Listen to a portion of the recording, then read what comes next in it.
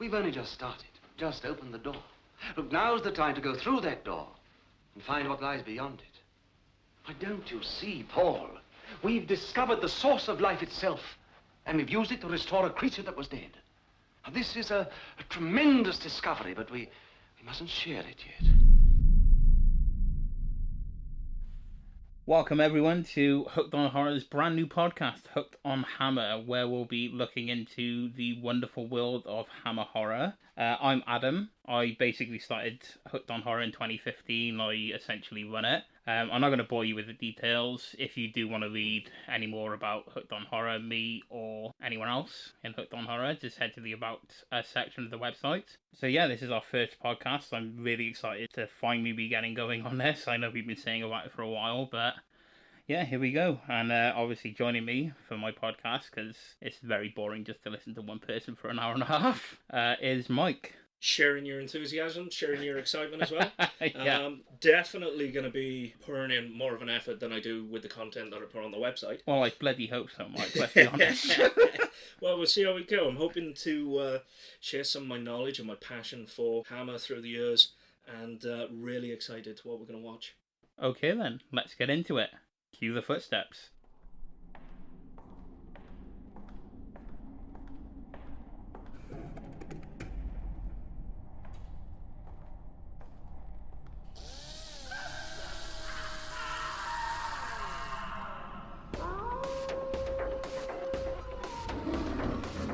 I am Dracula, and I welcome you to my house. In the name of God, you dare not! This is more than a superstition, I know. The danger is very real. It's a criminal lunatic. He tried to kill you. We've discovered the source of life itself, and we've used it to restore a creature that was dead. It begins. Come on.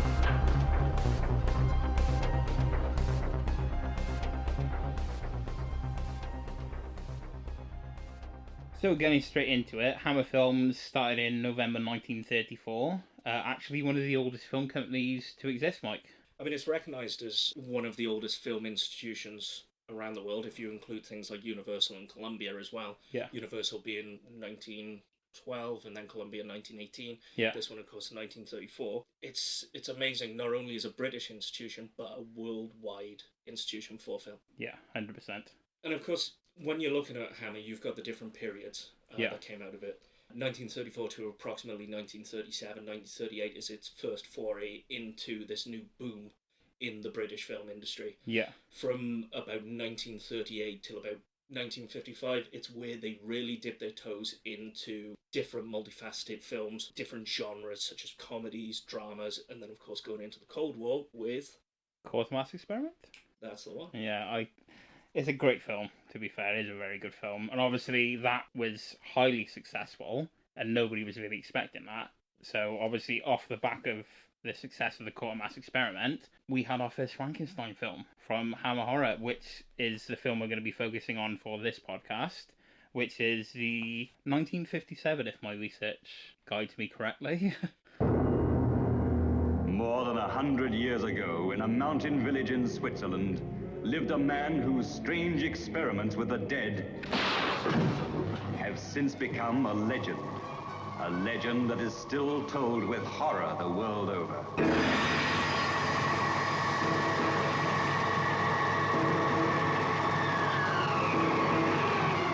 We've only just started. Just opened the door. Look, now's the time to go through that door and find what lies beyond it. Why, don't you see, Paul? We've discovered the source of life itself, and we've used it to restore a creature that was dead. This is Frankenstein, who revolted against nature, who experimented with the devil and was forever cursed. There was, obviously that was, a lot of people say it was the start of the Hammer horror films. Michael Carreras was quoted in saying, it started the cycle. It started Hammer. What we now see as the horror identity, this is where the foundations were laid. Yeah, I can see that, to be fair. And obviously on top of that, it was the first... I know it was the first colour Frankenstein. Was it the first colour horror, period? I can't say for sure if it was the first ever colour horror film. It was definitely one of the first British Technicolor horror films that was made. for distribution worldwide as well as within Britain. And of course, we talked before outside of the podcast about people still using black and white, such as Hitchcock with Psycho. Yeah. But then we have the other British horror film from 1960, which was in colour, which is Peeping Tom. Look out! Look out! Look out! Take care. You are being watched. Oh yeah, I didn't forget about that. You would. Well, arguably one of the first slasher films to put the audience in the killer's perspective. Yep, definitely. Yeah. Anyway, not getting too sidetracked. Yeah, going on to Psycho and Peeping Tom, and here for Frankenstein. So yeah, no, we are here for Frankenstein. Who isn't here for Frankenstein? Like, what a film! Yeah, like, what a story. Yeah, obviously came out after the Universal one, so obviously people had their expectations at first. For me personally, this might sound slightly controversial, I don't know, but I actually preferred this to the Universal one. It was more macabre, a lot darker than the Universal one. So yeah, like, I just much preferred it to the Universal one. I completely agree. As much as I love Karloff, James Whale's direction using German expressionist techniques, yeah. I have an affinity of love for the 1931 Frankenstein. But for me, it's got to be that gothic romance. It isn't. It just from 1957. There's just something different. It just hits differently. The Hammer films do than the Universal ones. I think they were more out there to push the boundaries a bit more. Yeah. If we look at it from a classification or censorship point of view, as a film as a whole, rather than aspects of the film, the 1931 version of Frankenstein definitely pushes the boundaries of what could be shown on screen. There's the big hoorah around the removal of certain dialogue from the 1931 film. Which dialogue was that? So Colin Clive as Henry Frankenstein admits to knowing how it feels to be God. It's alive! In the name of God! Now I know what it feels like to be God! So they removed the dialogue from there because that's blasphemous. That was before the Hays Code. It was more to do with guidance that films had to follow, particularly with the MPAA. And then, of course, the BBFC, the British Board of Film Censorship at the time. Yeah. The 1957, the Terence Fisher Curse of Frankenstein, of course, pushed the boundaries with what it was showing. Rather than saying, it was definitely what it showed. They definitely showed a hell of a lot more than the Universal adaptation did. Like, you don't see him beheading a corpse or anything in the Universal version of the film, do you? You get, like, implications of it, but this one, they don't shy away from it at all. No, and it is one of the scenes I will talk about later on. It's not even a scene, it's a shot that was removed specifically by the BBFC. I think I know the shot you're on about. Unfortunately, it's been not really remastered because it was taken from VHS copies, but put back into the film for later releases on Blu-ray. So now we get the full scene with this specific shot. So what was your first experience with the Curse of Frankenstein then, Mike? When I started my physical media collection, I started with the Universal horror films. Well, how long have you been collecting now then? Go on. Since about 2002. Honestly, folks, I'm sat in his room now. It is impressive. I thought I had a lot of DVDs and memorabilia, shall I say. Yeah, Mike's on another level. It's impressive, I'm not going to lie. It's only about 2,700. Only? Yeah. Oh my god. I wish I was richer. I'd get a lot more. But actually, my Universal collection, which was released in the mid-2000s, it started off with the horror films, so the Frankenstein films as well as the sequels. The classics. Yeah, the Draculas, the Wolfmans, everything was part of that collection. And it was only when I went online to look for more sequels to the Universal horror films, to the Abbott and Costello on-off sequel, unofficial sequel. They were great, to be fair. Yeah, they were hilarious.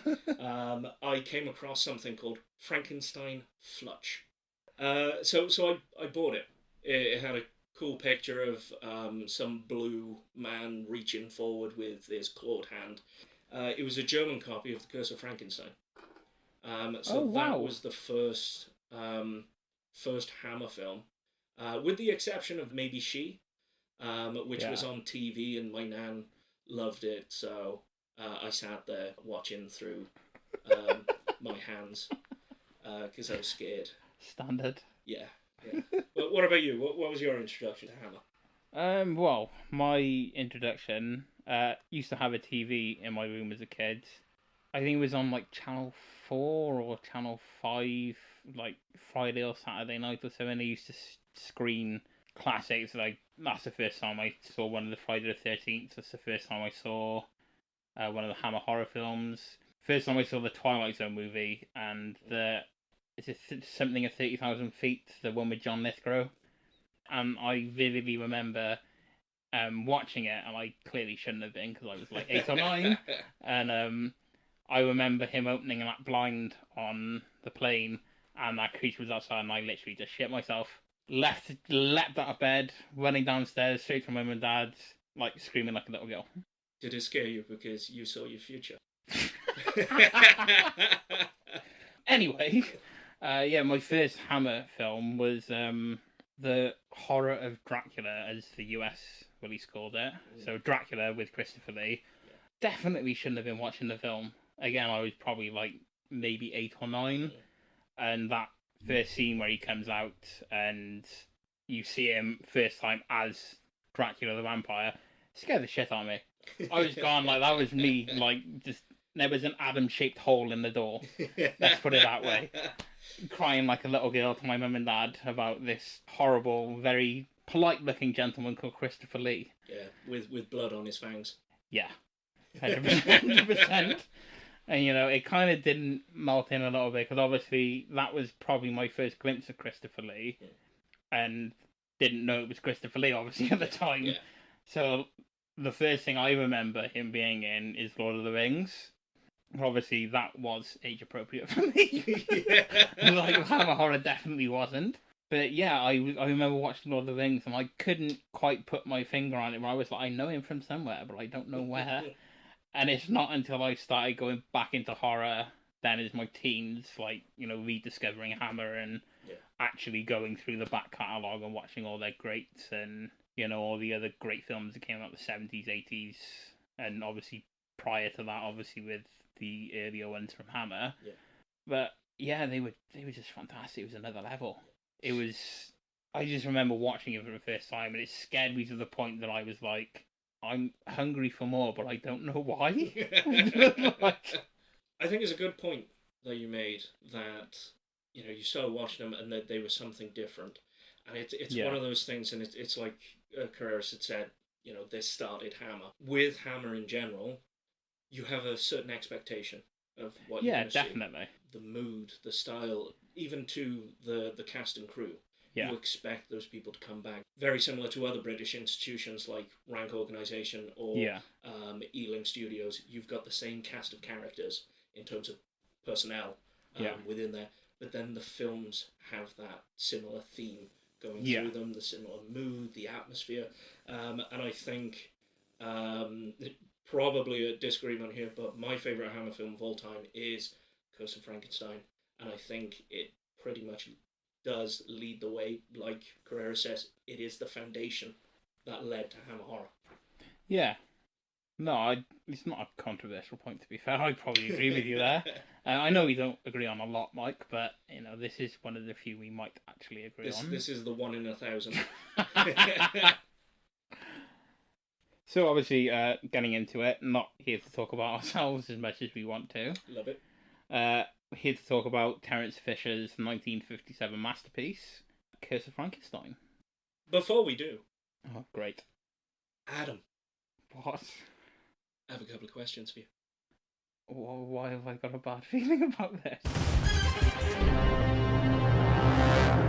Question number 1, Adam. Oh, here we go. How many Frankenstein films were made under the Hammer brand? You really want to put me on the spot here, don't you? I do. Number 2. This film has bookends at the beginning and the end that's around about Frankenstein telling his story. What other Frankenstein film outside of Hammer did that? I actually hate you right now. Question number 3 and the final question. Great. when was the first ever Frankenstein film? Don't worry, Adam. You and the listeners can get back to me at the end of the show. So before we get into the meat of this film, we need to understand where the bones came from. So, Mike, I think I'm going to give you the lead on this, being as you know a hell of a lot more about it than I do. Well, one of the things that I do know, I'm a big fan of Amicus, who are a competitive studio to Hammer. It was founded by Max Rosenberg and Milton Subotsky. And it was actually those two individuals that came to Hammer originally. They went to Michael Carreras and offered up the idea of what they could potentially do with a Frankenstein film. I do understand, obviously, they went to him, but I know Hammer were kind of forced, should we say legal papers, should we say. Basically, it was a threat from Universal telling them not to copy anything in a 1931 film. Yeah. So obviously they brought in Jimmy Sangster and completely rewrote the script, and obviously had Jack Asher shoot it in, I think it's Eastman Technicolor or Eastman Color. You've got Eastman Color, Eastman Technicolor. It's just a different gradient, and of course they want to try and make it as different as possible to the James Whale films, which were black and white. One thing I did pick up on this, obviously, when you get into it, the colours in it are just... They pop. Oh, massively. Yeah. Like, the reds especially, like, you go into the laboratory scenes and just, the colours are very vibrant, they pop, they kind of draw you in, if anything. I mean, we'll get into it once we get into the film, but Yeah. I mean, the costumes, the sets, the equipment that they use, different types of, like you say, blood, different liquids that they have in there, just to make it interesting and to separate it from the 1931 iteration. Yeah. Without further ado, Adam. Yeah. Pass me the marmalade. Spoiler alert, much, Mike. Jesus. Well, it's been 67 years. If you haven't seen it by now, fuck are you doing? Yeah, well, to be fair, I gotta kind of agree with that point. If you haven't seen the Curse of Frankenstein at this point, as much as we want you to listen to the podcast, go away from this podcast, watch the Curse of Frankenstein, and then come back, because we've got some great points coming up. Yeah.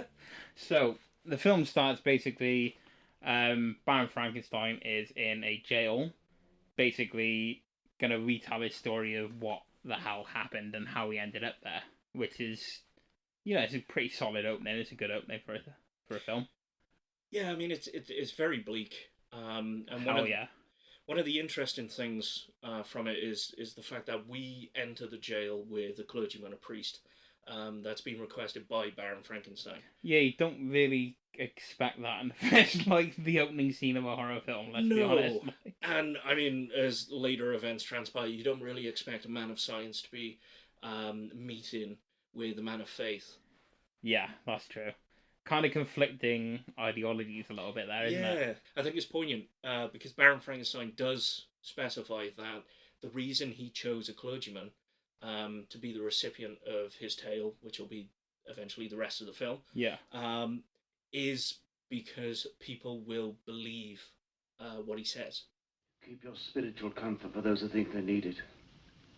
I sent for you because I could think of nobody else. People trust you. They listen to what you tell them.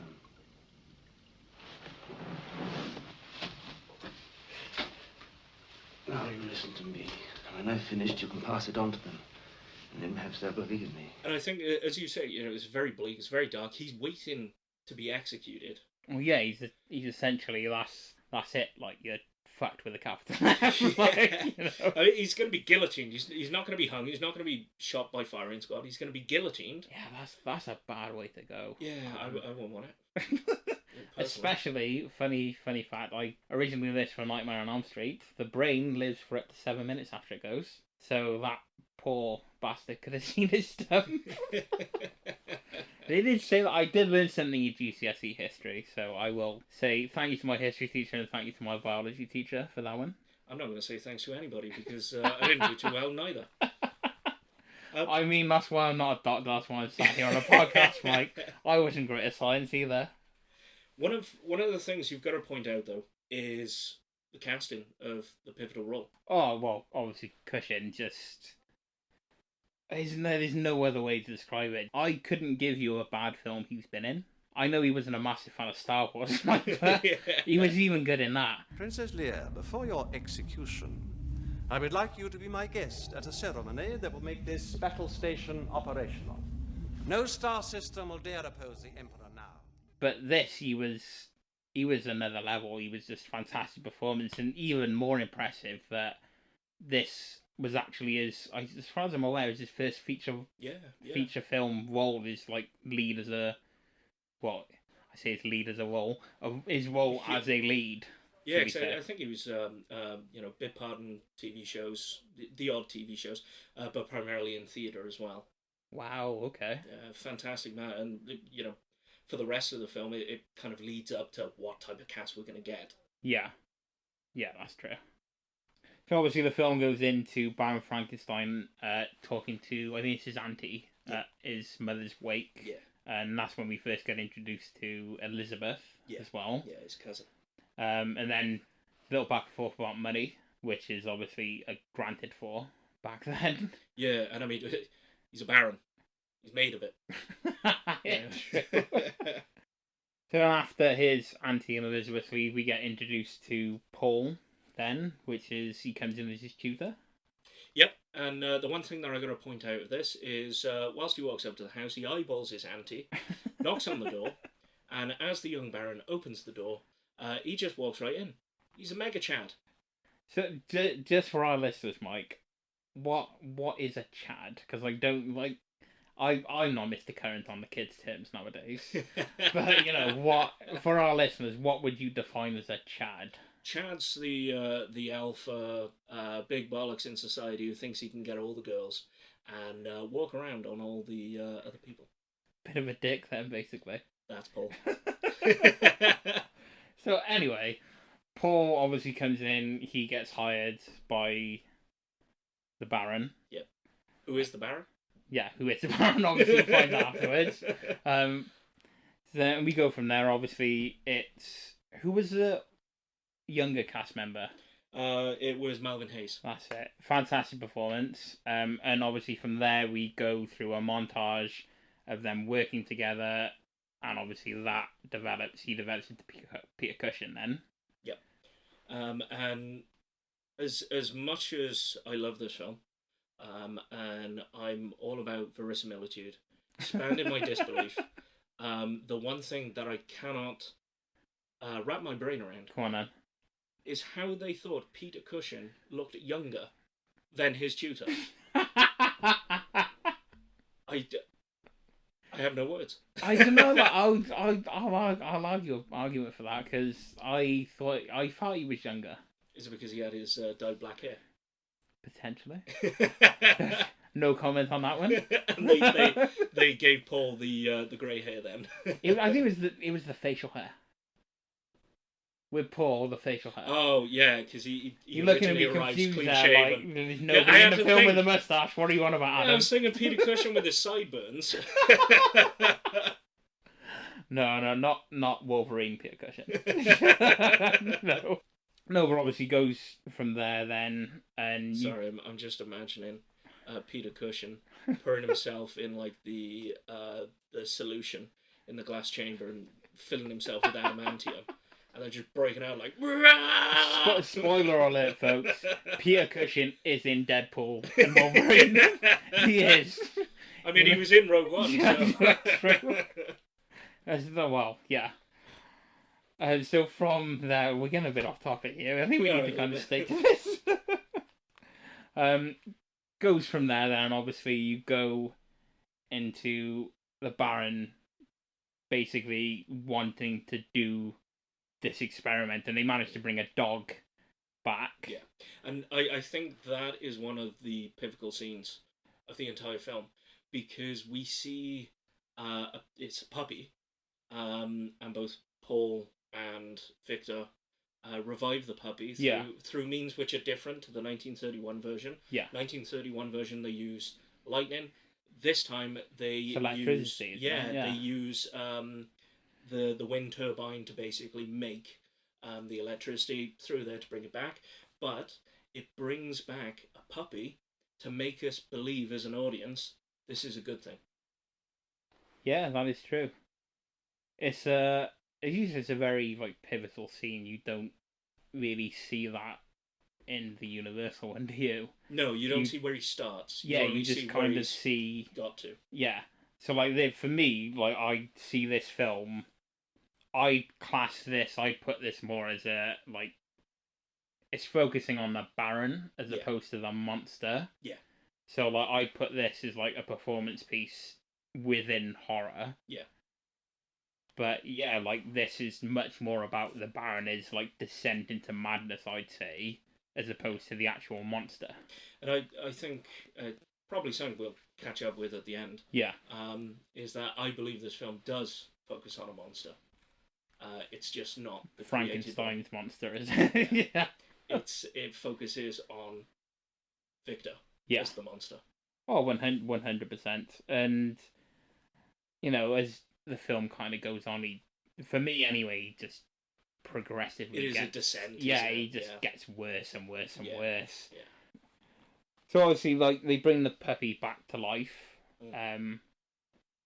Like, what goes on from there? Then, Mike, come on. So after that, we have that conversation between Paul and Victor. Paul wants to submit the findings to multiple different institutes to say, we have done this. Yeah. We've achieved X, Y, and Z. Whereas Victor wants to postpone it, and he wants to push it further. And that will lead to...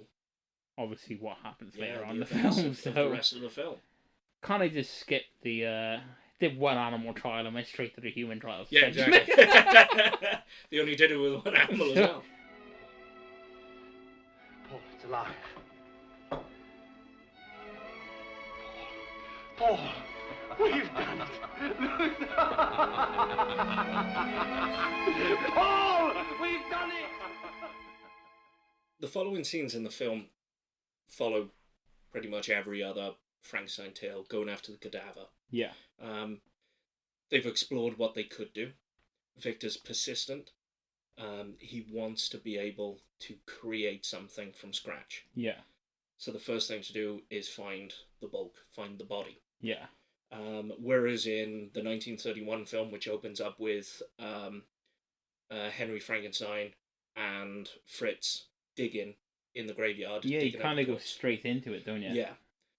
It's very bleak. They're hiding from the undertakers, the grave diggers, and they're opening up the grave. This one, straight away they're finding the latest person who's been hung. Yeah, it's a difficult one. Like, don't get me wrong, the Universal one was, well, you know, it's classic horror. That's it. It's a pinnacle. But this is why I think this one trumps the Universal one. You see this in a lot more explicit detail. Yeah. And you just don't see it in the Universal films. It's another level in this. It's kind of just like the norm for Baron Frankenstein. Yeah, and one of the things that I think it's a lot darker in this film than it is in the 1931 version, but it's very similar to the Kenneth Branagh film in the 90s, is that you know how this person died. You know they got hung. It wasn't a nice death. Like, no, they are, well, the nooses they had on the street were for strangulation, not for neck breaking. Yeah. So they suffocated. It was a horrible, excruciating death. What pushes it over the edge is Victor's comment about the crows eating the eyes and taking the eyes. Well, the birds didn't waste much time, did they? The eyes. Half the head's eaten away.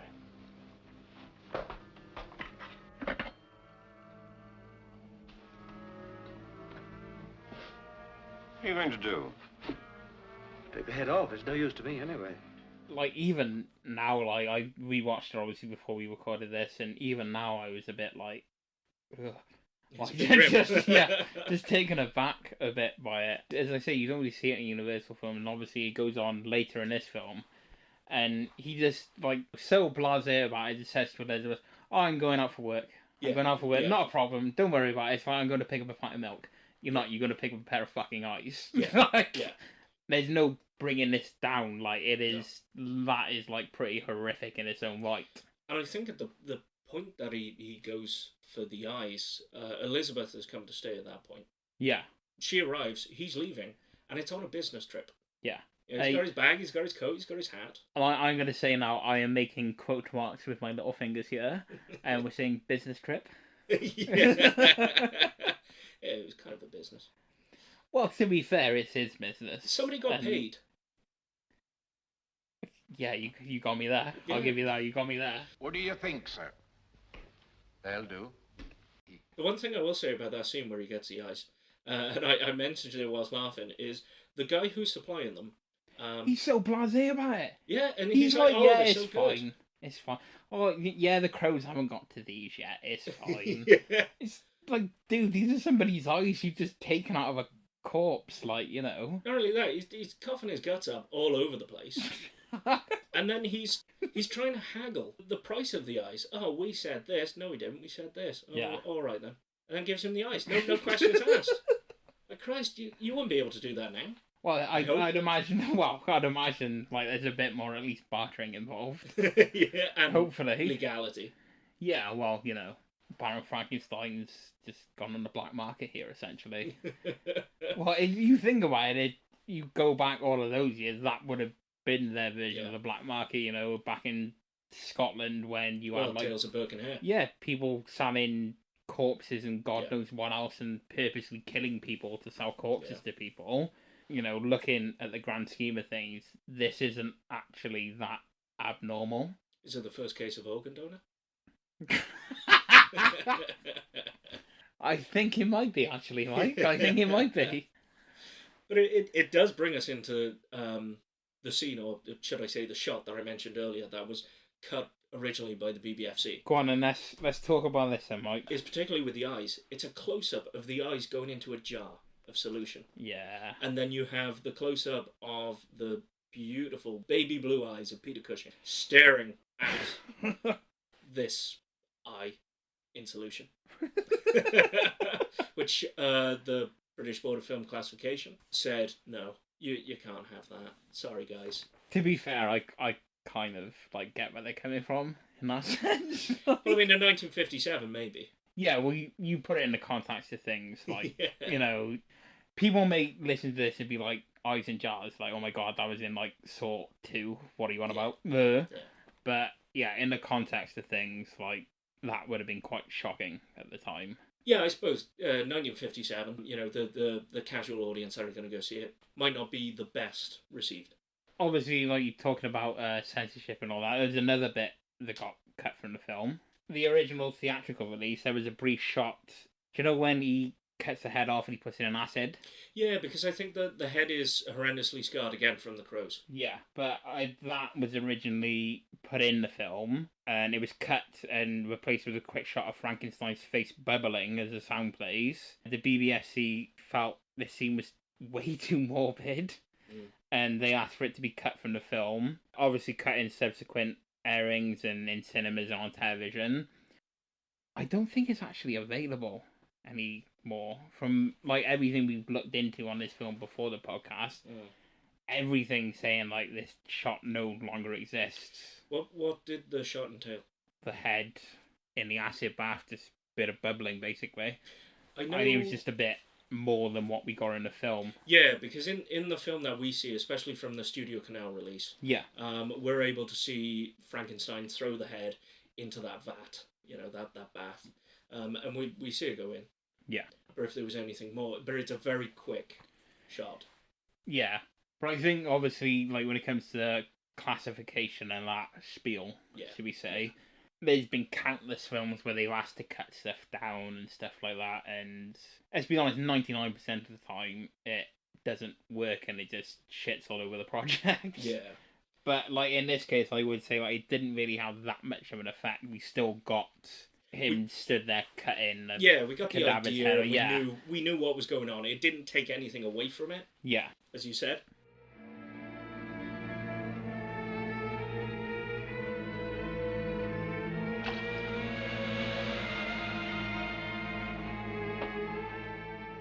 I mean, it goes with the guidance that's been with the BBSE since well back then, about what will give offence to a reasonably minded cinema audience. The definition of what is a reasonably minded audience will change. I was about to ask you to find that. Yeah, it's going to be different, and it's going to be different through time. Yeah. Like you said earlier about context, it's all about the context of what's going on.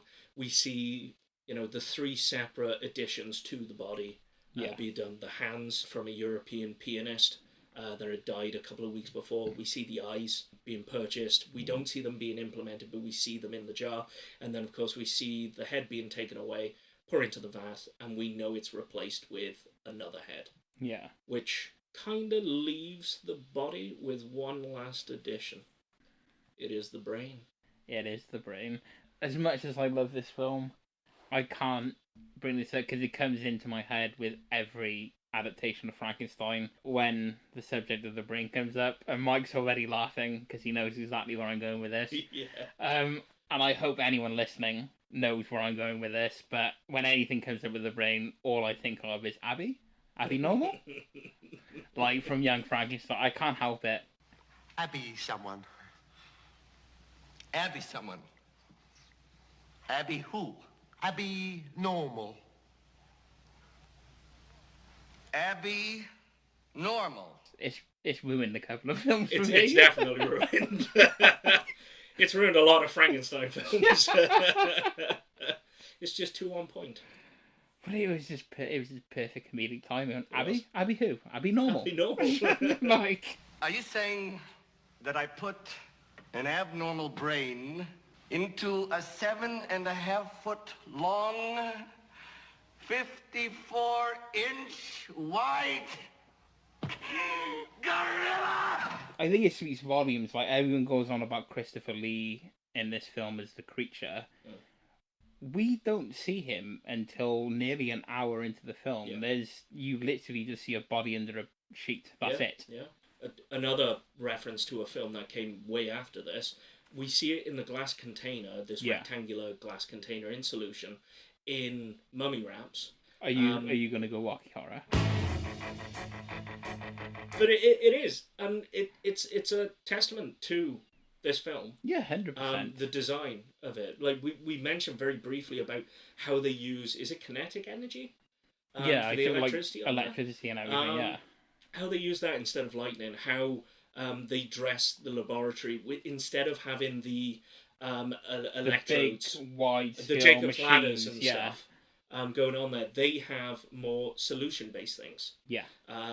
Bright colours all around there, and they have this glass carpet. It sounds weird, but like you look at a lab and it almost looks like British. Yeah. If you get what I mean, like it's a weird thing to say, but it's like it looks British in comparison to like the Americanized version of Frankenstein, should be said. And I think with the American one, it's very theatrical. Yeah. And this one, again, verisimilitude, it's trying to be based in realism. Yeah. So we're looking at test tubes, we're looking at beakers, we're looking at jars, we're looking at all these different things. When you look at the array of apparatus that's there within this laboratory, it's not dissimilar to walking into a microbiology lab. Or walking into your biology class at GCSE with the Bunsen burners. We were never allowed Bunsen burners in my school. Oh, mate. My teacher used to purposely be like, do not turn that gas on. Do not, I will come down and you will light the fire of hell. Do not turn that gas on and get that Bunsen burner going. Too many people burnt other people in my school, so it was a no-go. Well, that would be why for you. Yeah. It wasn't me. I'm just throwing it out there. It wasn't me. I'm going to go out on a limb here and say it might have been you, Mike. I'm not going to lie. I've known you for long enough now. Prove it. You don't believe me, do you? You must believe me, do you hear?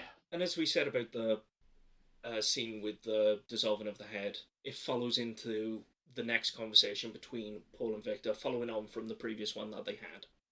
Yeah, I think in the film at this point, I think Paul kind of sees that and he's like, yo, I'm out. Yeah. I'm done. Like, I'm not doing this shit anymore.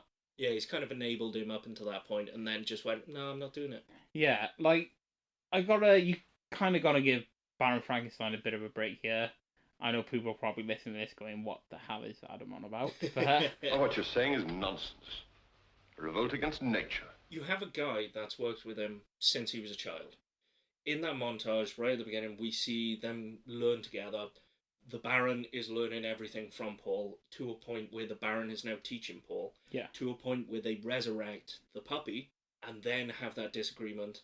And now Paul is looking at things ethically. Yeah. Which obviously, like Frankenstein, I think you kind of get the feeling from the very beginning. He's a scientist, he's very committed to his work, but he kind of just doesn't know when to call it quits. Yeah. Is this beyond science? Yeah. Like, it goes from that point, this is like, what, okay, this has gone beyond ethical now. This is, frankly, quite unacceptable, what we're doing. It's very questionable. And Paul, as much as I bang on that he is the true villain of this film. The proper Chad. Yeah, the proper Chad. He is the person who's seeing what they're doing as wrong, but not bringing in the appropriate authorities to it. Whereas the Baron wants to go gung-ho and keep going with this. Well, this is my argument that obviously we talked about before that, you know, the actual monster of the film is not Frankenstein's monster. It's Paul. Personally, I think it's Baron Frankenstein, personally. I agree. To an extent. I was waiting for that little bit then. Yeah. And then from there, obviously, we go into him being arranged a marriage, obviously, with his cousin. Yeah. That's a little bit dodgy in its own right. Obviously, sign of the times. Not 1957, but when it's set. Yes, it's 1860 something. Yeah, let's go with that. It's set in the previous time, ladies and gentlemen. There we go. Anyway, even that was a bit like, okay. I don't think it's the most questionable thing of the film. I'm not condoning it. I mean, we're talking about beheading people and putting their heads in acid here, so is incest up there? It's probably up there. I mean, criminally, you get less time. With the betrothal to Elizabeth, yeah, it's almost like you think that this is going to dissuade the Baron. You can't, from the plans. like, kind of hope that, you know, this marriage is going to be like a lot of our friends. They've gone a little bit off the rails, and the missus is going to rein them in, basically. Yeah, and I think that's part of what Paul's idea is. Although he's very caring towards Elizabeth, you know, the type of guy he is. Ulterior motives, shall we say? That's what makes the Baron more dangerous. And the invitation to Professor Bernstein. Yeah. The greatest mind in Europe. You can kind of, like, the second he turns around, obviously, you know, they go about creating their monster, or Baron Frankenstein does, and you can kind of get the feeling when he goes on about how great this guy is, and, you know, the most incredible mind in Europe, and he's the dog shit, basically. Yeah. You kind of know, you don't have to put 1 and 1 2. I'm not the smartest guy alive, Mike. I'm really not. I'm an underachiever, not a moron. You kind of know where he's going from there. You see it in him, in Cushing's performance. Yeah. The setting of it as well, because Paul goes away, and the meeting with Professor Bernstein Frankenstein is set for when Paul's away. And obviously he comes back and fucks everything up, basically. Yeah, so another reason to blame Paul for everything. Well, you can't really blame Paul for coming back when you're, attempting to murder somebody. Spoiler. 67 years later. I was going to say, you had to go at everyone earlier for this, so if you're still listening to this and we have spoiled the film for you, well, what have you been doing for the last 67 years? Yeah, being born. This man's raving. Bringing Bernstein into the house, having that conversation, having Elizabeth be a tool to the conversation to make Professor Bernstein feel comfortable within Victor's presence, giving him the full sense of security, almost making it out that there is no ulterior motive. Of course, he's not going to know there is. He doesn't know what's going on upstairs. Neither does Elizabeth, which makes her even more heartbreaking to use her that way. 100%. It's Victor distancing himself, disassociating from the people around him. He's already sent away Paul. He doesn't need to send away Elizabeth. He can use her naivety. That is true. And of course, it brings us to the point where Professor Bernstein performs an amazing swanton bomb off the top of a balcony. I was going to say, that was a great WWF reference. Yeah. The one thing I will say about that scene, I love Victor stopping the Professor and saying, "Oh, have look a at this painting." picture. Yeah. Take a step back, it's even better. Take a step back. Professor, look out! And then throwing him off the top of the steel cage. It's like Mankind and Undertaker all over again. Watch out, watch out, watch out! He's broken in half! I would like to show you a painting just before you retire. It's this one at the top of the staircase here. It was purchased by my father and illustrates one of the early operations. If you step back a little, you'll see better.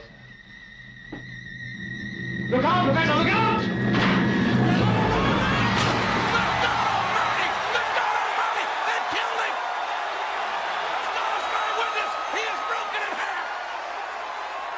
He throws him off the top. He lands skull first onto the ground. This is where I got into it as well, because obviously we watched it before we did the podcast. Yeah, like when he hits the floor, I was looking at him, I was like, he's definitely like at least a little bit of brain damage. Yeah. But yeah, he goes face first, man. Like he's definitely wrecking his head or his brain, or at least ending up with some sort of a bruise. It is one of the moments as well that takes me a little bit out of the film, because when he does hit, the impact of it makes the carpet, which should be stone floor, ripple. Yeah. I picked up on that a bit as well. It's a little bit worse since we've got better copies of it as well. Yeah, and we can actually see the floor move. But again, that I'd say you get a lot of British, I wouldn't say films, but sitcoms, that sort of period where you'd have something happen and you'd literally see the wall shake. Yeah, and yeah. Somebody slams the door and, it's meant to be just a slam door, you just see the whole back wall shake. Well, I'm just going to say I know it's a bit after this film, but a perfect iteration of that is 40 Towers. Just, those sets were not built to last. No. They were barely built to, hold up John Cleese. Let's be honest, John Cleese slamming a door and running Manuel's head through a window or anything like that. It's not going to hold up well. That was quite a shocking scene, because for me, obviously, the speech beforehand when Professor Bernstein. That's it. I was Beinstein. Why the hell did that come into my head? But he goes on record saying to Frankenstein, okay, don't spend all your time up in a laboratory because you're going to alienate your woman and you're going to miss out on all the good things in life. And yet he's like, yeah, I know this, but I'm going to kill you anyway and take your brain. Yeah. And it's what I said about disassociating, using Elizabeth as the tool, seeing him as nothing more than a brain, essentially. And that's it. And Victor keeps bringing the conversation back to his knowledge and his experience and his memory and all these different things. And he's talking to him on an emotional level that Victor just can't comprehend. Yeah, you can't acknowledge it. Yeah. Just completely shut off, disassociated from everything. He's so engrossed in his work at this point, as creating this, as he sees it, some sort of superhuman being. Yeah. That he's not gonna give a shit about anything else. And I think it is. We said it before about pivotal scenes with the puppy, the conversation between Paul and Victor previously. Yeah. This one again is a pivotal scene that marks the change in Victor's character. Well, he's no longer a sociopath. Yeah, he's now a psychopath. It's another progression, isn't it? Yeah. You've gone from a point of being okay, I wish I could do this, to be oh fuck, I'm just gonna do this. End of story. Yeah. Whoever it's mine to have. Yeah. Whoever I've got to go through to get to this, I'll do it. Yeah. Because previously we've seen him steal. We've seen him pay. He paid a pretty price for the house. He can't buy the brain. He can't buy the mind. The man is still walking around. Well, he's gone from stealing cadavers to making corpses. Yeah. If only he had a abnormal brain. Yeah. To begin with, let's be honest. Well, Paul's going to help him with that. Wow. That goes on to the next thing then, doesn't it? Where, let's be honest, Paul's... I'm not defending Frankenstein here, but he's already got the brain. Just leave him alone. Yeah. It's already out. He's not going to use it again. Just leave him be. But again, it's Paul's morals and the ethics behind everything. he knew deep down Victor had something to do with it. Why else would Victor want his body in the family crypt? Easy access. That's the point. Easy access, isn't it? And he knew he was down there. Yeah, 100%. He went down there, he sees them with the jar and bagging up the brain. The tuffle happens between the two of them, and Paul savagely smashes the jar. He doesn't. Victor accidentally does. I thought I'd find you here. It was very intelligent of you. Now that you found me, what do you want? You killed the old man, didn't you? You killed him, and now you're mutilating his body. Mutilating? I've removed his brain. Mutilating has nothing to do with it. I can't prove you murdered him, but I can stop you using his brain. Why? He has no further use for it? Don't be Be careful! You damage it! Get out! Get away from here! Leave me alone! Get out of here! And again, it's the difference of where they are now. You know, we saw them where they were before. They were a different intelligence, different mindsets, being a young baron to a Tudor, and now we're seeing them, they were equals, and now they're not. Yeah. I think, as you said, this is like a pinnacle scene as Frankenstein goes deeper into the craziness, shall we say. Yeah. And Paul's more like, okay, I need to deal with this He's ethically. still grounded in the scientific community, whereas Victor is trying to transcend. 100%. From there, then, we go into Paul warning Elizabeth about everything that's going on. Yeah. And he thinks, obviously, she should just leave, get up and go, just drop everything, leave. And then we go into a pretty macabre scene, to say the least. Yeah, it's different, isn't it? We don't usually see somebody pulling glass from any organ, let alone a brain. Not in that time period, No. anyway. No. I mean, like, it may have boded well for the Saw filmmakers of Saw 3, but that is light years away from 1957, should we say. We didn't even see the full creation of the monster in the 31 film, or the full creation of the bride in 1935. Holy shit, we didn't, did we? No. Not one bit. So this is pretty much, we're watching him piece the puzzle together. Yeah. I never really thought of it like that. I have. Clearly.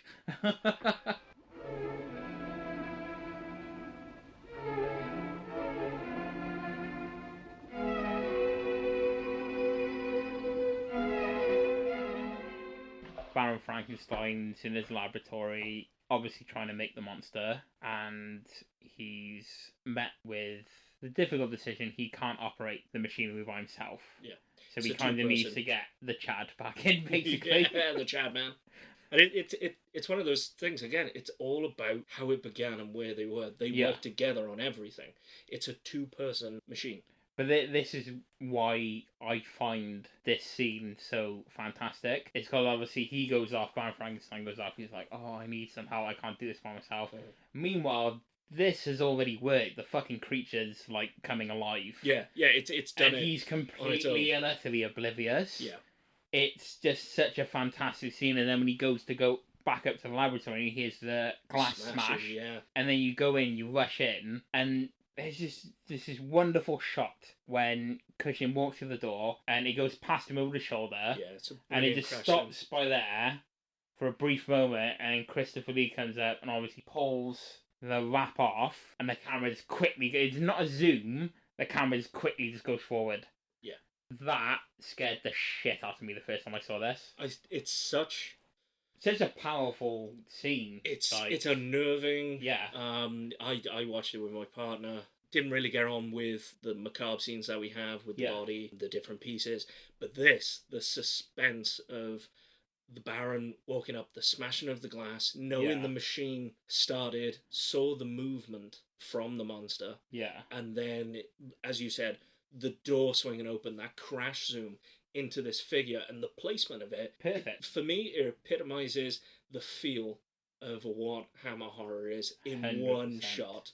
It's colourful but bleak. Yeah. It's fascinating yet terrifying at the same time. I was going to say it's beautiful but macabre. There's nothing beautiful about it, to be fair. But, you know, as you said, Christopher Lee reaches up and pulls the bandage from behind his ear, revealing that face for the first ever time. And this is not Boris Karloff. No, Like, for me, watching that the first time, that, for me, I think it was the original Phantom of the Opera, Lon Chaney. Where she pulls the mask off. He's at the organ and, pulls the mask. It was the same for me. Yeah. When he pulled that rag off, it was like, Jesus Christ. Yeah. Like, oh my God. Because do you remember... And that is way more horrific than the Universal one.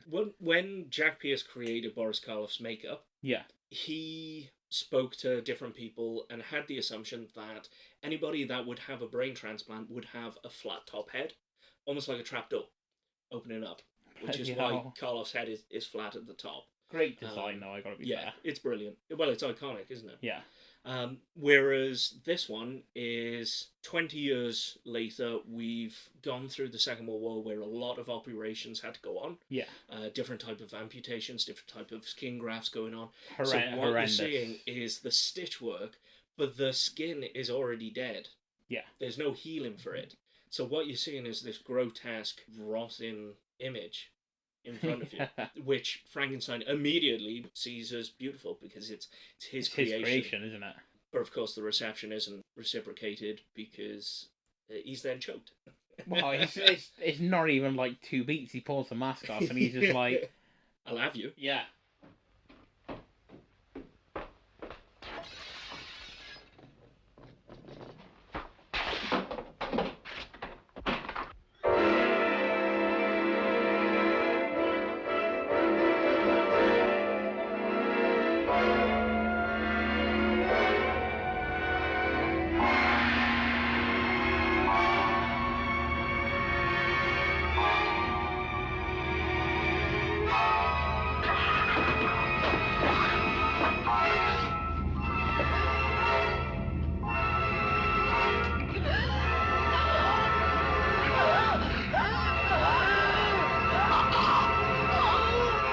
Say, like, with Karloff's monster, like, you see the opening scene of him and you kind of like, oh, you know, I feel a little bit sorry for him. He doesn't really know what's going on. Yeah. This one, it is the polar opposite. You kind of like, he knows what's going on. He's just gonna fuck shit up, basically.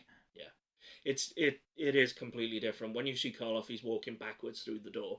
Yeah. And then he turns around and you see him with the dropped eyelids. Yeah. That big brow going across. And it's almost like there's nothing behind those eyes. Yeah. But in the movement, there's something controlling it. Yeah. Whereas the makeup and the performance by Christopher Lee as the monster, it's menacing. It's something that shouldn't be. 100%. I think it's like obviously trying to differentiate between the two. As I said, you know, you kind of got a lot more sympathy for Karloff's monster, whereas this one's just, you know, it's the opposite, polar opposite. Like, the makeup on Lee was utterly fantastic. Like, there's no two ways about it. The funny thing is, it was actually last minute. Oh, really? Yeah, basically, they made previous attempts to design the monster using plaster of Paris, like some sort of cast for him. They tried doing the makeup off that and obviously failed. Makeup artist Philip Leakey, made the final design literally the day before shooting begun, directly onto Christopher Lee's face. He was primarily using cotton and other stuff you find in like a house. Oh, so like anything around the house. Yeah, which is like, you look at it, that makes it even more impressive. Yeah. Oh, yeah. Like, don't get me wrong, Karloff's was iconic. Yeah. Well, you're working with people that have worked with Lon Chaney. Lon Chaney's a man of 1,000 faces. Exactly. Yeah, they basically did it using household items. Didn't use any latex or molds. Which is strange when you think... It's mad. Most of the monsters that we see in films, it's a latex mask or a latex mold put over something. Yeah, or at least, like, they've taken a cast of them and then, like, you know... So it's reusable. Yeah, like, well, Freddy Krueger, for example. I know they've got it in, like... Original, obviously, was all over the place because they didn't know the ins and outs of it then. But going forward, you had, like, creatures being designed, okay, it's one piece there, two pieces there, like a back piece, a front piece, a face piece, head force, or whatever. Yeah. But this was, it was done using household items. Like, that is mental when you actually look at it. And it's even more mental the fact that every day when they were shooting, he had to recreate that in almost perfect detail so it didn't fuck up the continuity, but he had to do it every day. Something unheard of in nowadays films. It's definitely going to have a lot of endurance for the actor to be able to do it. Yeah. And, a hat tip to Christopher Lee. Oh, big time. Big time. Because I think it was between Christopher Lee and Bernard Bresler. Oh, was it? To play the monster. Creature. Yeah. But it all came down to pay, apparently. Did it? The story goes that Bernard Bresler's agent was contacted. Yeah. Asked how much he would cost per day. Something stupid, was it? £10, something like that. Oh, it's obscene. Can't even buy a Freddo for that nowadays. Yeah, but back then, a Freddo was, I don't know, like a toenail or something. They then contacted Christopher Lee's agent and asked how much he would do it for a day. £9.50. £8. Oh. So, for the cost of £2, obscene. Bernard Bresler lost out on a career. I was going to say, changing. This cemented Lee as a great. Well, he was then in Hammer. He was in that community, like we said earlier about Ealing and Rank and all these different things. So essentially, like getting in with Tim Burton, you're going to be set for life. Johnny Depp and Hazel absolutely doing really well. Like I said, I'm going to work with my ex-wife or my friends or this or that. I think with anybody, I never work with anybody, even my friends, whatever. Like, it's not like a party. One of the things I got to point out about that scene is even though Paul has turned away from the project with the Baron, he hasn't turned away from the man. And this is something very different between the Baron and Paul. Okay. The Baron, if you're not with me on this project, you're not with me, you can leave. Yeah. So he's turning away from the friendship that they built, the relationship that they had.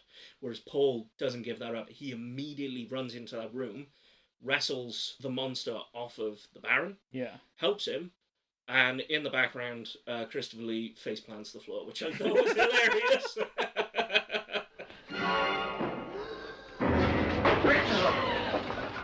To be fair, he took a big knock on the back of the head. Yeah. But yeah, he by the mega chat, Paul. I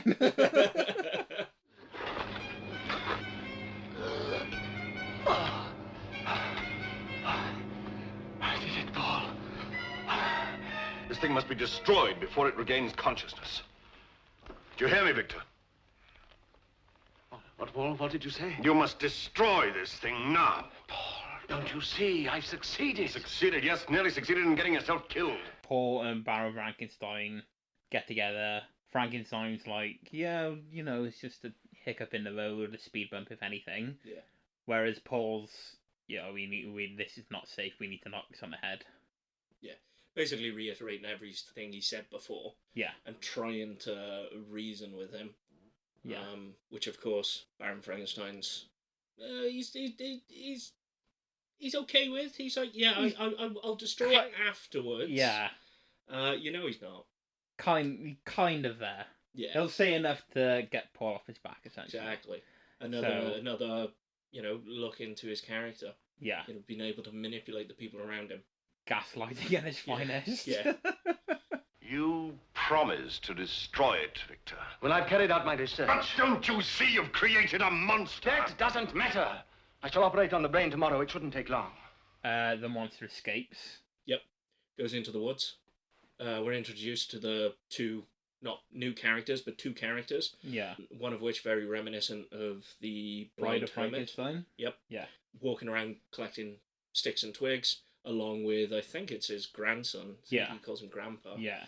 Collecting the sticks with him, kind of reminiscent from the girl from the 1931. Yeah. Because it's near a river and near a lake, at one point you kind of make that connection that, it's like the scene with the flowers. Yeah, you get that feeling it's going to go in the same direction, but it doesn't at all. No, and it's just another moment where it reaffirms, you have seen this before, but you haven't seen this. Who are you? Tell me who you are. What do you want with me? Can't you see I'm only a poor blind man? I've got nothing for you. I can't harm you.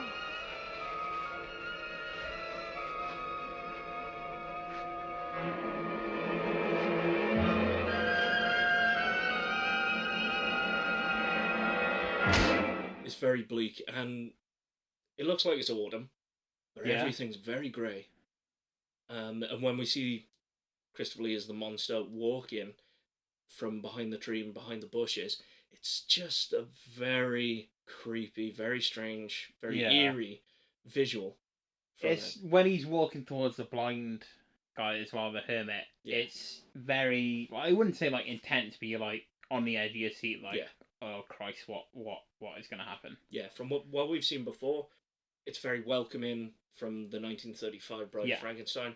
It's one of those safe moments that you see that the monster learns humanity. But this is a wonderful thing about Hammer. It took this moment and just let's flip it on its head. Let's subvert the shit out of this. Yeah. And you may be expecting this, but we'll give you a little bit of what you're expecting. Yeah. But we kind of expected. Okay, I thought first time watching this, I'm like, okay, he's gonna throw the little kid in the river. Yeah. It's not. He ends up killing the blind guy. Yep. And then you don't see him kill the kid, but you get that lovely moment where, they don't even find the satchel. You got Baron Frankenstein and Paul walking through the forest, and you literally, it's a really nice shot, and then they're like, oh, we can follow his trail. And you're like, okay, then. You're like, oh, okay, maybe the kid got it. And it's just a very slow pan, and then like a tilt down, and you just see his bag, and it's decimated. And you're like, okay, well, that kid's clearly dead. Yeah.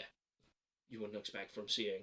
No, God, not, again, in context of time it was released and everything, you wouldn't see. And now, like, nowadays, 2018 Halloween, you had a kid, Michael Myers, killed when he got his car and he got out the bus and everything. Yeah. It's not as a taboo subject as it was back then, shall we say. I think with those expectations that we have from what we've seen before, I think it's Son of Frankenstein, where they have the young child and actually bonds a little bit with the monster. Yeah. Boris Karloff as the monster. So it's almost like, is this the moment that it learns humanity and shares empathy and grows? Whereas Hammer just took that and went, no, this is not the opportunity. Nope. He learns this, he's just going to kill the kid. Yep. And it's fantastic. I'm not going to lie. It is. Like, it's fantastic. And then obviously you go, when they meet him in the forest. Yeah, they find him in the forest.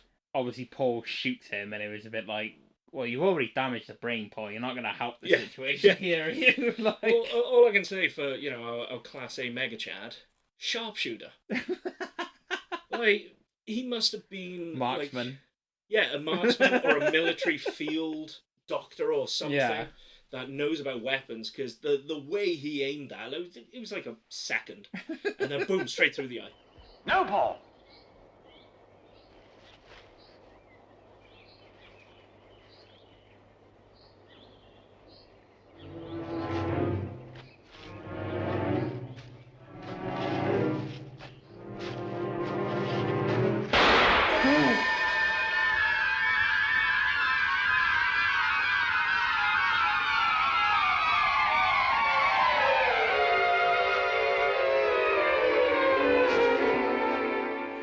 Do you know one other funny thing about this is, when they did it, Christopher Lee revealed years later that he actually screamed for real because the fake blood went directly into his eye and partially blinded him. So he screamed for real. You don't see that coming across in the performance. No, and you don't hear him scream either. It's silent. But what professionalism to the T. To be fair, oh guys, I'm partially blind, but let's finish a take first. Yeah, for £8 a day, what do you expect? £8 a day? Yeah, he's got to be professional. That's a lot of money. £8 a day? Back then it was. You could blind me twice for £8 a day. £16. Oh, no, it's £4 each eye. Each the pair. The pair. Just like you said. And of course this then leads to the monster, inverted commas, dying. And then of course both Paul and Victor bury the body. Well, yeah, you know Victor's got an ulterior motive. He's got an ulterior motive all the way through the film. Yeah, that's true. But you get, even afterwards, when he goes up to his lab and he speaks to Frankenstein, he's like, it is what it is. Yeah. It's done and dusted, forget it. And then it's just this wonderful bit where Paul leaves the lab and you just see he's already collected the corpse and it's hanging from the lab. From the hook. And you're like, mate, you have got no chill. You're just going 100 miles an hour at this. Yeah, and it's such a grim... Again, we talked about the atmosphere that Hammer produces, that gothic kind of aesthetic with it. You have a corpse hanging from a hook in a cupboard that you're now going to perform experiments on to bring it back again when you've said you're not. Yeah. Almost like a slab of meat being hung up in his lab. Yeah. And that's all he sees her as. It's just parts. Yeah. That's it. All parts of that big puzzle that he's making. As I said, you kind of get the feeling, as I said earlier, you kind of get the feeling he's just somebody who doesn't quite know when to stop. No. But I think there's a certain point in this film, he's like, I don't care what I need to do. Yeah. I'm just going to do it. He's almost put his foot down on the pedal. Yeah. It's hit the metal. And it hit that. That was a nice one, Mark. Yeah. I'm not going to lie. It hit that the moment he killed Bernstein. And he hasn't taken the foot off the gas. Well, he essentially went, as you said, it was another progression for his character. He went from just a grave robber to you're actually murdering people for your science project, essentially. Exactly. We mentioned earlier about Paul asking him to stop. Yeah. Victor saying, I will destroy it after I'm done. But when he escapes, Paul said to Frankenstein, I'll go alert the authorities. And Frankenstein says, oh, yeah, he said, I already have. Yeah. Don't worry, they'll meet us there. And he's just bullshitting him. Yep.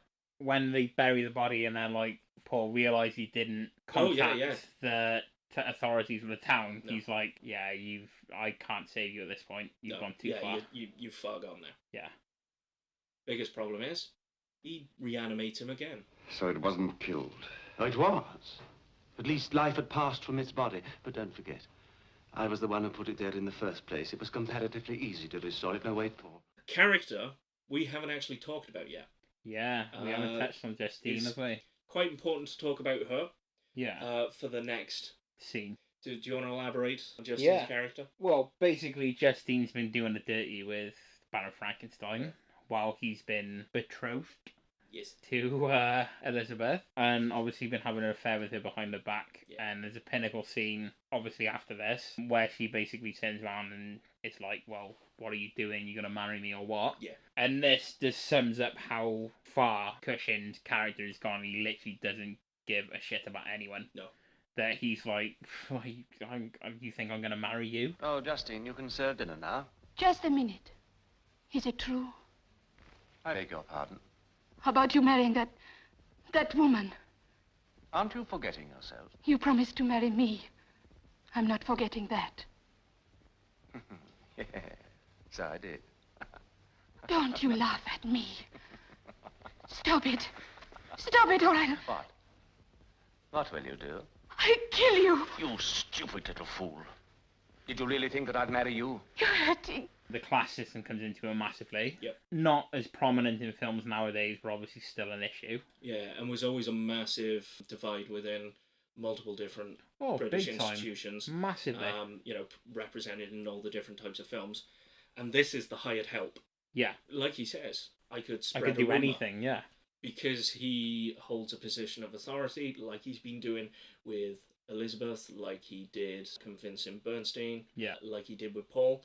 He can do what he wants. Yeah. He's making his own creation upstairs whilst everybody else is in the house, and he doesn't give a flying. So he's sleeping with Justine the maid whilst everybody else is in the house. It's for the time, and if you think about Christianity, if you think about the values within society as well. Yeah.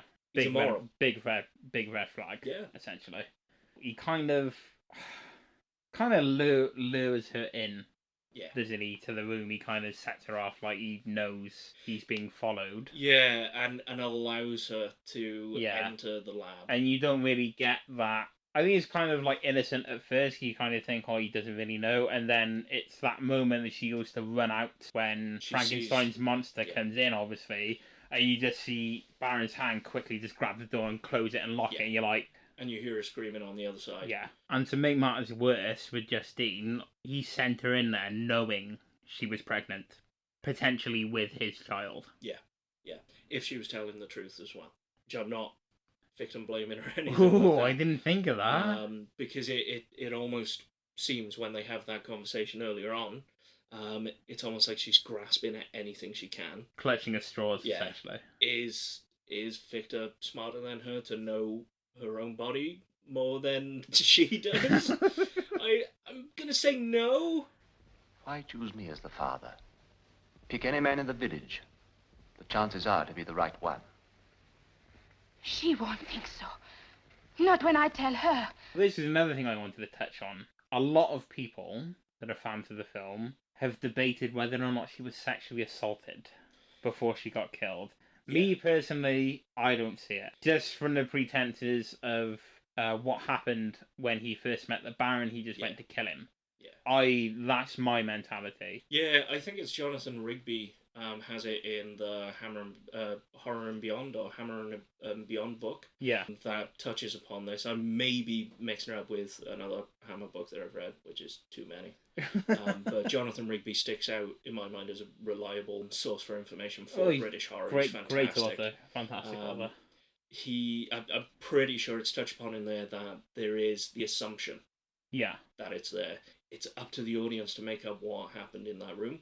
We just know she's not alive the next day. A lot like Veronica Cartwright's character in Alien. That one, I'd argue that there's deleted footage. Yeah. Of that, whereas in this, there's a lot more stuff in Alien, for example. Yeah.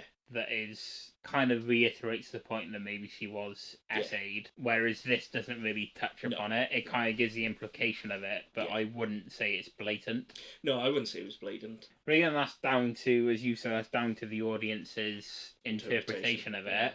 Censorship might have come into it, because what is often in the audience's head is usually a lot worse than what's actually happened. Yeah. You know, that's the big pull with, good example I can think of, that scene in Reservoir Dogs with the ear. Yeah. Where he cuts a cop's ear off and the camera just pans up. You know what's happening. Yeah. You don't see it, it's just implied. But it's way worse than actually seeing his ear being cut off.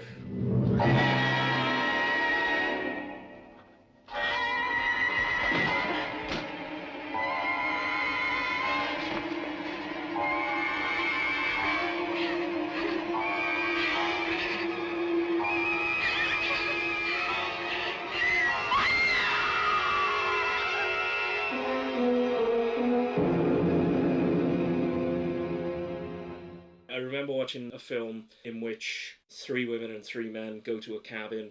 It's then taken over by some locals, these men. Yeah. They take the men out and they kill them. And as they begin grabbing the women, one of them starts taking photographs. The photographs are just snippets of what's going on, but they leave the audio going. And the audio is that's horrible. So much worse. So I had to completely skip until the photographs ended, and it went on for about 2 minutes. I had to stop listening because of the sound.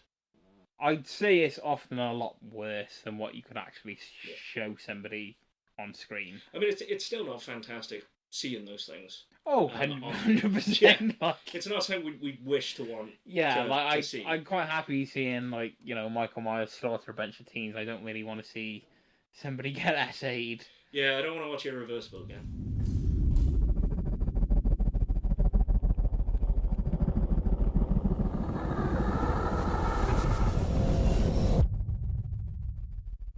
I think the main thing we have to take from the ending of this scene with Frankenstein smiling on the other side of the door, knowing that he's gotten away with her again, is that he asks for the marmalade to be passed in the next scene. I can't even deal with this scene. Just sat at breakfast, so blasé and so chill, nothing's going on. You just killed someone, or you just left somebody in a room to be killed with somebody by something you've created.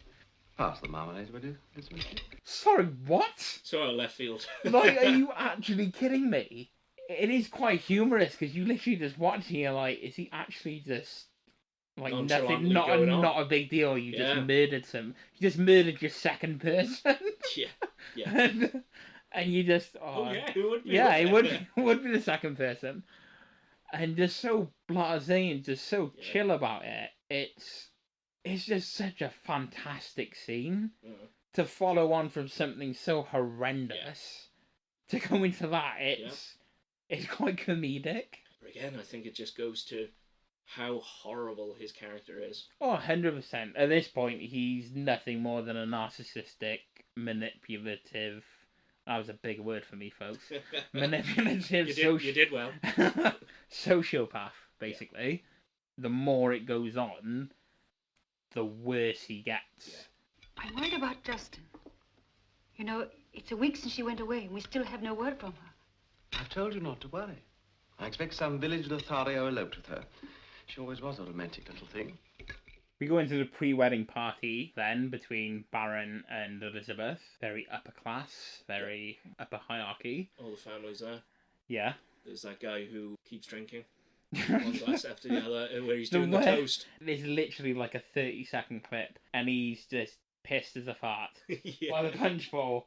And his missus comes over and she's like, what on earth are you doing? He's like, I'm just practicing my speech. yeah. And it's such a great moment. To the bridesmaids. What are you gibbering about? I was just rehearsing my speech, my dear. Fool. That's not until tomorrow, after the wedding.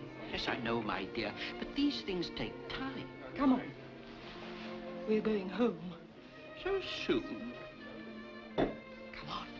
It puts you on that level, you're like, oh, okay, it's a light-hearted moment, nothing bad's gonna happen here. But then, obviously, wedding party ends. Yeah. And... everyone's gone home. Everyone's gone home. Paul obviously comes in. Yeah. And that's when Elizabeth is like, oh, well, funny enough, he's got something to show you. Yeah, he's upstairs in his lab. Paul joins him, and then one thing we'll agree is probably the most sympathetic you could feel for this variation of the monster. Yeah. That, you know, we haven't had all the way through the film. Because every time we've seen the monster... he's killed someone, essentially. Yeah, he's killed someone, or he's attempted to kill someone. Yeah. But at this point, the way Christopher Lee performs that scene, the way Peter Cushing is so dominating, so aggressive, so forceful, he's treating him like a dog. Yeah, it is basically like watching somebody hit a dog. Come on, get up.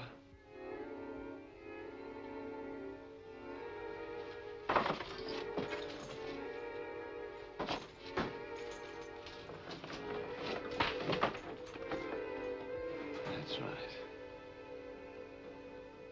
Now come here. Come on now. Come here. And Paul even says, that's not a human, that's an animal. Yeah. Is this your creature of superior intellect? Your perfect physical being, this animal? Victor's treating him like a dog, telling him to stand up, sit down, stand up, and you can see him struggling to stand up, and he's just getting more and more aggressive. Yeah. To a point where the weight just buckles underneath him. But this is the great thing about Frankenstein's character, is he doesn't take full responsibility for this, because he turns around to Paul and he's like, you're the one that damaged the brain. It's your fault. You're as much to blame as me. Yeah, basically. And yeah, it is him passing the buck, passing the blame, gaslighting. He's not taking ownership. The only thing he's taking ownership for is, I gave him life. Yeah. That's it. Shall I tell you something, Paul? There you see the result of your handiwork as much as mine. Oh, yes. I gave him life. I put a brain in his head. But I chose a good brain, a brilliant one. It was you who damaged it.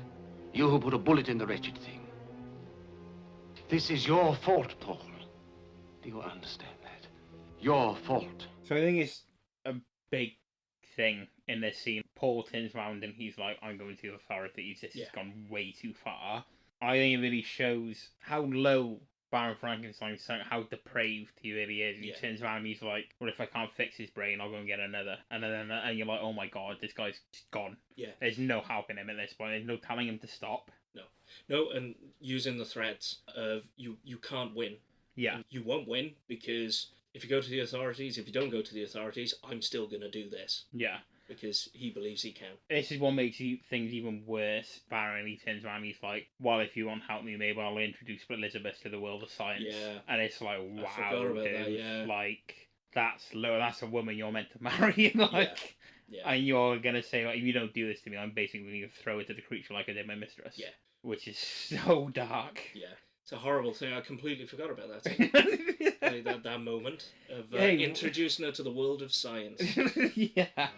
So I warn you. If you tell the authorities, Elizabeth will be the first to suffer. Very of the time. for the writing in the 50s and of the time of the 1800s. Of a woman's brain can't comprehend this. Yeah, I know. Well, that was coming from, Chadman, so... the real villain. Is he the real villain, though? Like, come on. Well, I'll explain. First of all, he barges into the Baron's house and says, I'm your tutor mate. I'm your tutor mate. Yeah. Such a Hammer horror film. Yeah. Then he teaches him everything. The Baron's got to learn these sociopathic traits from somewhere. And he's only been exposed to the Chadman. Then he's there, gaslighting him all the way through, turning around and saying, oh yeah, let's bring back this puppy. Oh, isn't this great? We've brought life together. Yeah, let's do this. Oh, I don't know about doing this. Oh, you were wrong for thinking this. Oh, you're going a bit far now, aren't you, mate? Oh yeah, you have done pretty good work. No, we can't do that. Shoots the guy with marksman precision, damaging the brain that he's already participated in damaging, and all the while he's trying to hook up with Elizabeth. We haven't even got to the ending scene where he finally does. The real villain.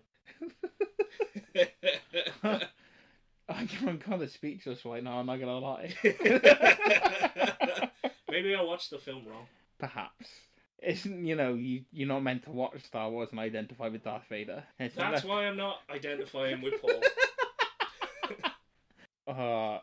From there goes into, obviously, the final scene of the film, the climax on the roof.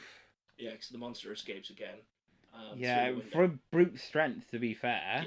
Yeah. You think they put two and two together and attach him over the chain. Yeah. You'd think men of science.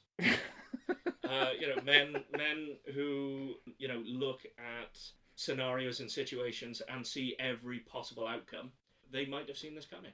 Again. I mean, Paul did. Because Paul sees everything, apparently.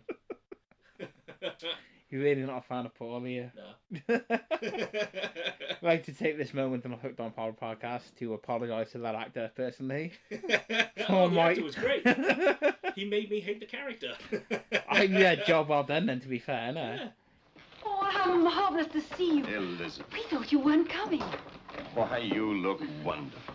The creature kind of stalking Elizabeth because she goes up when Baron runs after Paul when he walks out to go and after the authorities. Yeah, what an ending. Kind of wasn't expecting it at all. I mean, it's not even the ending. It's kind of like the first ending. It's like Return of the King.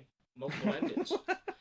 It's the ending of his story to the priest. Essentially, yeah. Yeah. Going up with a rifle to save Elizabeth. And after all that, he doesn't even end up shooting the monster. He shoots the woman he's meant to marry. Yeah. I mean, if you didn't want to marry her, just don't marry her. You don't need to shoot her, mate. Maybe marry Paul. I think she does, to be fair. No, I meant Victor marry Paul. I mean, all the way through, there's those undertones. Their relationship. But let's be honest, like, those undertones are pretty much present in any Hammer film. Oh, yeah. Like, Christopher Lee's Dracula, for example. Yeah. Like, there's so many sexual undertones throughout the entire film. And I think with Hammer specifically, those undertones became tones. Yeah, they were just the norm. Yeah, they were just the norm, but it wasn't, it wasn't a bad thing. They weren't exploiting it or anything, so to speak. Not at this point. That comes later. We see the monster off. Yeah. Wrestling with Victor, who's a weakling. If it was Paul, it may have been a bit different. He might have shot him in the other eye. With a second to spare. And the monster falls into that bath of acid. Acid, yeah. Yeah. And it brings us back to the closing. Well, it brings us back to the opening, which is also the closing. I do admire that Victor was able to grow stubble overnight just by being thrown in jail. Jail changes a man. This place here changes a man. Oh, yeah, in what way? I used to be white. Looking very distraught, and I think he's kind of realised the gravity of his mistakes. But at the same time, he's like, well, if I get Paul to tell him that, I created this guy that came alive and killed everyone, I'll be fine. So he kind of puts his faith in Paul. And this is why I think... Adam, what does Paul do? He literally throws him under the bus and condemns him to death. Gaslight. Yeah. Returning the favour. Returning the favour, mate.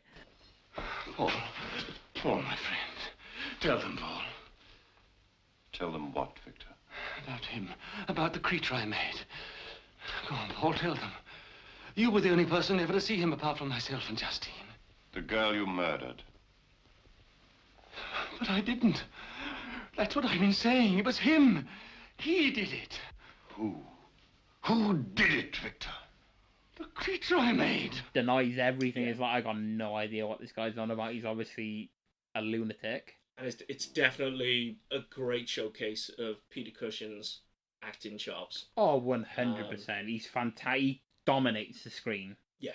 Like, in those scenes particularly. Yeah. Where he's now a broken man. Yeah. Because he could, and now he can't, and they've taken that away from him. And they're going to take away his life. I knew Paul wouldn't fail me. He's been a good friend. He'll prove everything I said is true. He knows. Oh, Paul, my dear friend, Paul. There's that one scene at the end where it's literally like a 30-second shot and it's just them walking him to the guillotine. Yeah.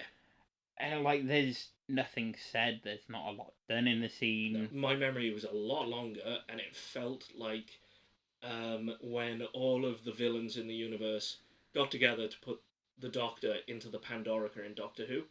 And they're dragging him towards this cell, and he's there saying, "Please listen to me." The cracks in time are the work of the Doctor. It is confirmed. No, not me, the TARDIS, and I'm not in the TARDIS, am I?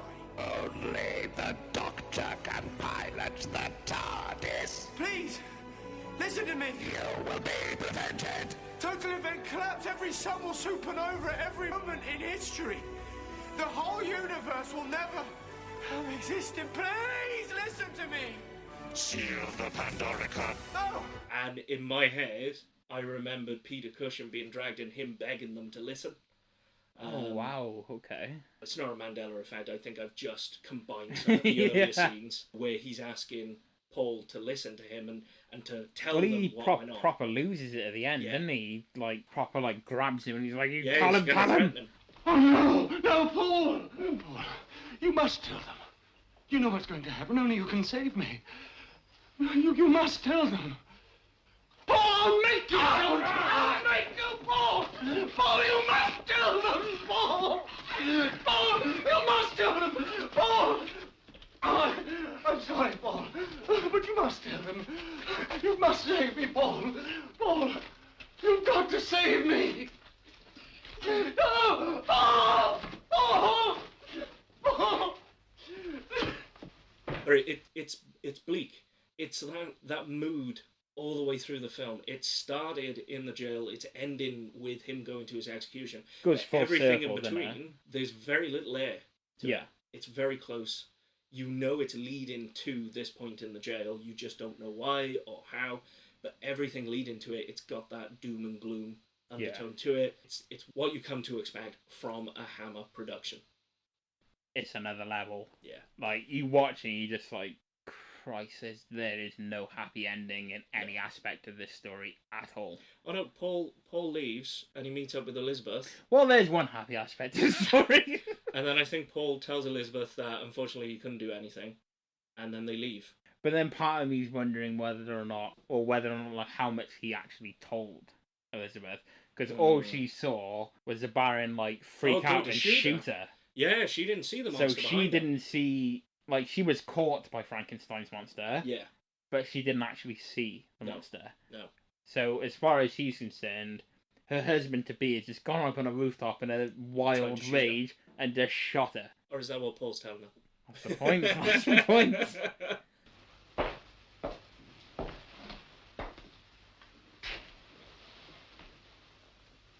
There's nothing we can do for him now.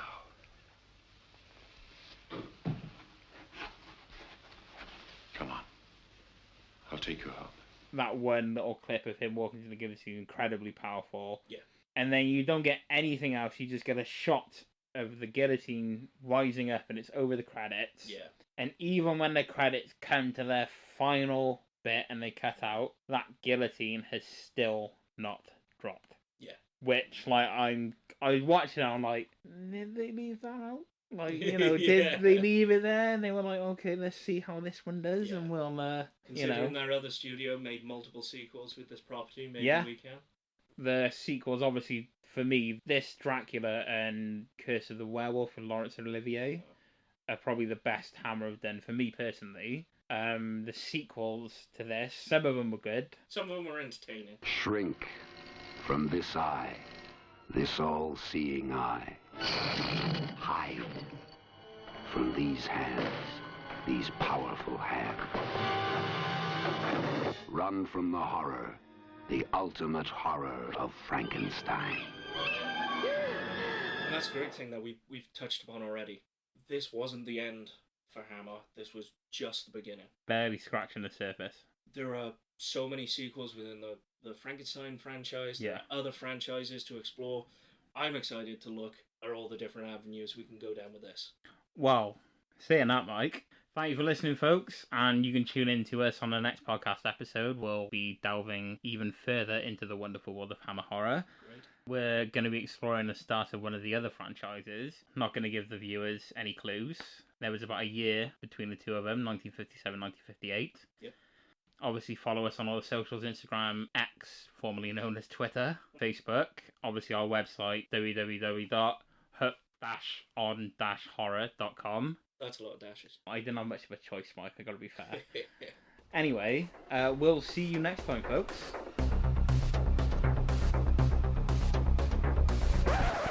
You didn't think I'd let you go yet, Adam. We have answers. Right, go on then. What was the first question then? Question number 1 was, how many Frankenstein films were made under the Hammer brand? I'm gonna go with 7 or 8. Is it 7 or is it 8, Adam? Do I get phone a friend? I was gonna ask, do I get a 50-50? Ask the audience? No. You don't get anything. I'm gonna say 8. Correct! Knew it. It was 8 films. I'm not going to ask you to list them because we'll probably be visiting them in the future. Well, we are looking into Hammer Horror. Question number 2! I asked you, what other Frankenstein film has bookends of Frankenstein telling his story? What's your answer? I kind of hate you for this because I don't know the answer. That's the worst thing about it. People are probably going to listen to this and be like, why am I listening to somebody like this? But I don't know. It's fine. You just lost, respect points. I think I've lost about 500,000 followers in the last 10 minutes. Well, I'll let you know. Go on then. It was Kenneth Branagh's Mary Shelley's Frankenstein. Not gonna lie, Mike. It's not my cup of tea. Question number 3's answer. When was the first Frankenstein film? Right, I'm gonna go on a limb here. I might be wrong. I really hope I'm not wrong. If I am, I need to do something with my life, seriously. I'd probably say the 31 adaptation. Well, it was good having you play, Adam. Unfortunately, you're going home with nothing. The first ever documented Frankenstein film was 1910. No car. Give me a bit of context, man. No, what is this film? It's about 10-15 minutes long. Yeah. And it has Frankenstein creating the monster monster running amok for a little while, and then it abruptly ends. What the hell? It was great. How have I not heard about this film? Like, who made it? Like, give us a bit of details, because obviously people listening to this are going to be like, what the fuck is Mike on about? So, like I said, it was about 10-15 minutes long. It has Dr. Frankenstein creating the monster. The monster looks hideous. It kind of looks like a Lon Chaney style of creature. And it was directed by Searle Dawley, who also did A Christmas Carol within the same year. What, as in the Well, I'm asking it as in the Dickens classic. There's no other... Yeah, well, that is the original one, right? Oh, the Jim Carrey one, you know. But no, he made 2 adaptations within the same year. Of course, they were both one-reelers. Yeah. So they only used one reel to make the entire film, which is why it's so short in length, and why quite a lot of the silent films are a lot shorter than, say, like feature films. Bloody hell, fair play. Yeah. So yeah, no car, no consolation prize, and lots of respect. Well, I was about to say to you, this is the reason I got Mike on the podcast, but you just made me look like an asshole now, so... We'll see you next time!